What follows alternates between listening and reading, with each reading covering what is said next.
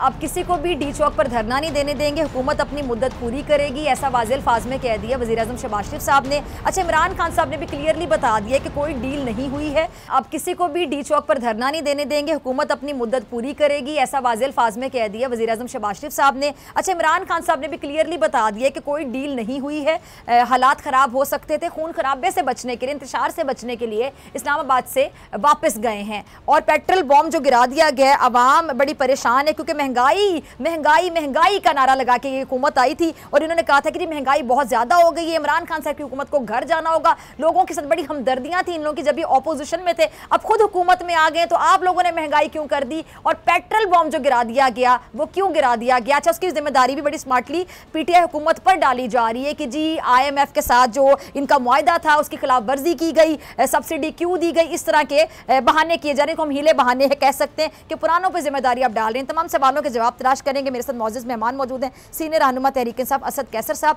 असद कैसर साहब, बहुत शुक्रिया वक्त देने के लिए। अच्छा असद कैसर साहब, अब किसी को डी चौक पर धरना नहीं देने देंगे, हुकूमत मुद्दत पूरी करेगी, वज़ीर-ए-आज़म शहबाज शरीफ साहब का ये कहना है, अब क्या करेगी आपकी पार्टी? सुप्रीम कोर्ट की जो डिसीजन है हम उसको देखेंगे, ये हमारा कानूनी हक है। कॉन्स्टिट्यूशन में किसी पुरअमन एहतजाज को कोई नहीं रोक सकता। हम बिल्कुल कानून और आइन के अंदर रहते हुए अपना कानूनी हक इस्तेमाल करेंगे और एहतजाज करेंगे।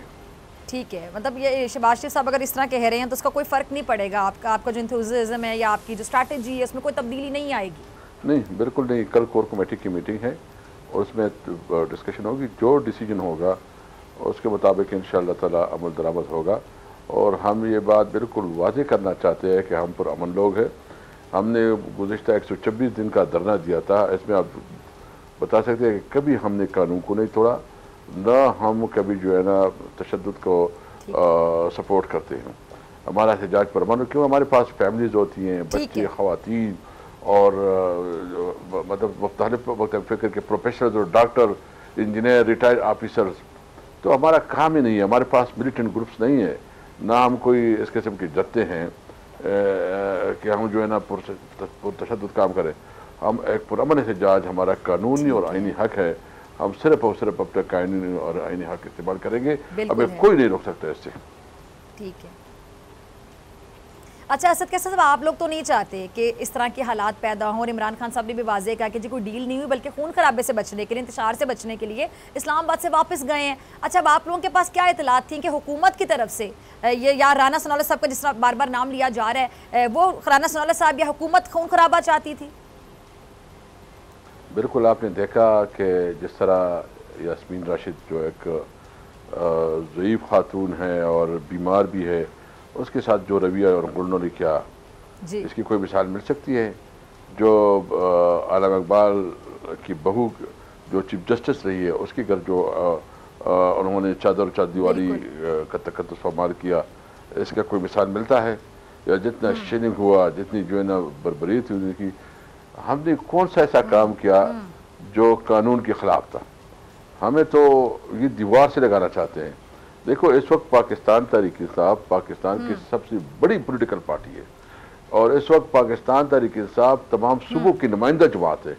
इस वक्त इमरान खान इस मुल्क का सबसे बड़ा पॉपुलर लीडर है, और वो लीडर है जिसके साथ तमाम मकतबा फ़िक्र के लोग उनके साथ है, नौजवान है उसके साथ, स्टूडेंट है उसके साथ, किसान है, मजदूर है, जो लायर्स है, मतलब जो भी मुख्तलिफ तबके हैं, पेशे हैं, पुख्तून है, पंजाबी है, सिंधी है, बलोच है, महाजर है, सब एक पार्टी में। पाकिस्तान तहरीक इंसाफ पाकिस्तान की सालिमियत की ज़मानत है। तो इसलिए हम कहते हैं कि जो सियासी पार्टी जो इस वक्त पूरी मुल्क में है, तमाम तबकों में है, तमाम कौमियतों में है, इसके ख़िलाफ़ अगर इस तरह तशद्दुद करेंगे और इसको जो है ना आप कोशिश करेंगे कि वो उसके ऊपर बात करें कि ये पुरतशद्दुद लोग हैं, तो ये कोई मानने के लिए तैयार नहीं है। हम पुरअमन लोग हैं, पुरअमन मुजाहरा करना चाहते हैं, एहतजाज करना चाहते हैं। इसको रोकना जो है ना, असद कैसर साहब, एक बात मुझे समझ नहीं आई कि एक तरफ कहा जा रहा था 250-300 लोग हैं, आप लोगों के साथ तो लाखों की तादाद में क्या ہزاروں کی تعداد میں بھی لوگ نہیں نکلے ایسا کہہ رہے تھے حکومت کا موقف تھا. تو جب ہزاروں کی تعداد میں بھی لوگوں نے نہیں نکلنا تھا تو پھر ڈر کس بات کا تھا؟ کنٹینرز لگا کے وہ چھوٹی سی تعداد کے راستے کیوں روکے گئے؟ خوفزدہ کیوں تھی حکومت؟ اور دوسرا مجھے لگتا ہے کہ عمران خان صاحب کو خود ہی پاپولر کر دیتے ہیں کہ عمران خان صاحب کے ساتھ شاید مجھے کبھی کبھی لگتا ہے کہ حکومت خود ہمدردی کر گئی. جو کل کیا گیا، جو کچھ ہوا، شیلنگ ہوئی، جو مناظر تھے پاکستان کے شہروں کے، تو عمران خان صاحب کو تو مزید پاپولر کر دیا حکومت نے.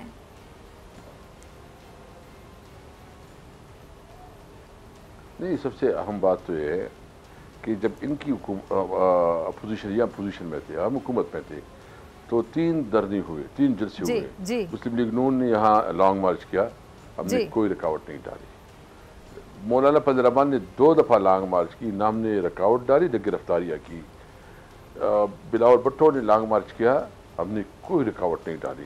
ہم بلیو کرتے ہیں کہ جمہوریت تو یہ کہتے ہیں، لیکن جو رویہ انہوں نے کیا یہ تو جمہوریت کا جنازہ نکال رہے ہیں، یہ تو کوئی اور ماحول پیدا کرنا چاہتے ہیں.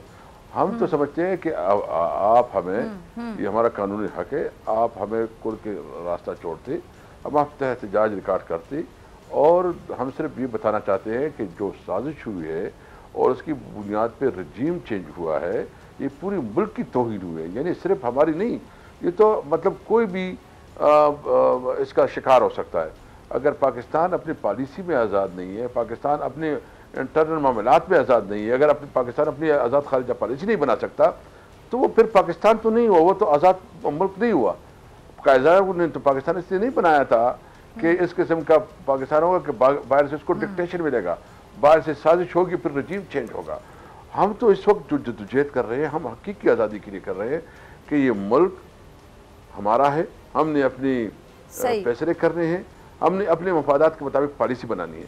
ہم کسی کی ڈکٹیشن نہیں لائیں گے. اسد کیسر صاحب، آپ نے قائد اعظم کا ذکر کیا، مانیں گے ہم صرف اور صرف. اسد کیسر صاحب، آپ نے قائد اعظم صاحب کا ذکر کیا، تو علامہ اقبال نے بھی پاکستان کا خواب دیکھا تھا. انہوں نے کبھی سوچا ہوگا کہ اسی پاکستان میں میری بہو بیٹیوں کے ساتھ یہ سلوک کیا جائے گا جو جسٹس ریٹائرڈ ناصرہ جاوید صاحبہ کے ساتھ کیا جا رہا تھا؟ کیا قصور تھا ان کا؟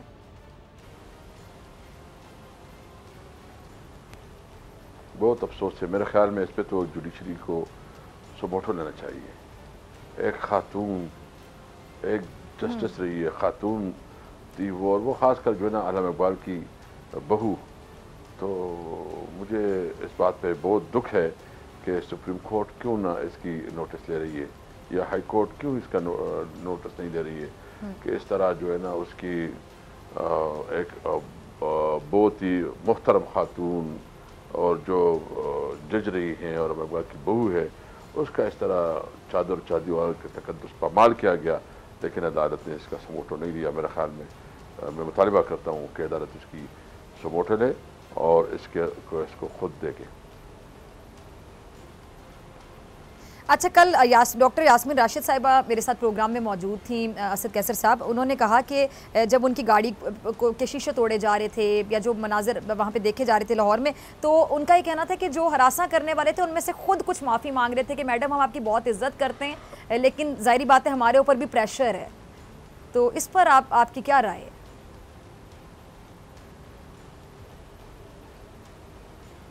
دیکھیں، اس طرح اگر اداروں کو آپ اپنی ذاتی انتقام کے لیے استعمال کریں گے تو وہ تو ملک نہیں چل سکے گا. یہ کسی کی ذاتی غلام تو نہیں ہے، ذاتی نوکر تو نہیں ہے، یہ تو قانون کے مطابق کام کرتے ہیں.